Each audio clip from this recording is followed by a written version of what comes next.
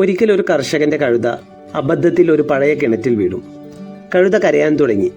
കർഷകൻ ആലോചിച്ചു, കഴുതക്ക് വയസ്സായി, കിണറാണെങ്കിൽ ഉണങ്ങിയതും. ഇതിനെ രക്ഷിക്കാൻ പോകുന്നതിലും ലാഭം ഇതിനെ അവിടെ തന്നെ ഇട്ട് മൂടുന്നതാണ്. അയാൾ അയൽക്കാരെയെല്ലാം വിളിച്ച് മണ്ണ് വാരി കിണറ്റിലേക്കിടാൻ പറഞ്ഞു. മണ്ണ് തൻ്റെ പുറത്ത് വീടുമ്പോൾ കഴുത ആദ്യം പേടിച്ചു. പക്ഷേ കുറച്ചു കഴിഞ്ഞപ്പോൾ അവനൊരു ബുദ്ധി കാണിച്ചു.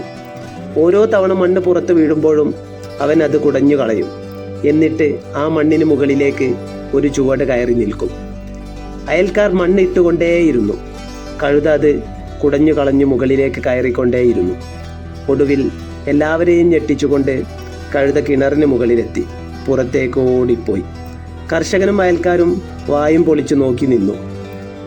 നിങ്ങളുടെ നേരെ മണ്ണ് വാരിയെറിഞ്ഞേക്കാം, അത് നിങ്ങളെ കുഴിച്ചു മൂടാൻ അനുവദിക്കരുത്. ആ മണ്ണ് കുടഞ്ഞു കളഞ്ഞ് അതിന് മുകളിൽ ചവിട്ടി നിൽക്കുക. ഓരോ പ്രശ്നവും നിങ്ങളെ ഉയർത്താനുള്ള ചവിട്ടുപടിയാക്കി മാറ്റുക.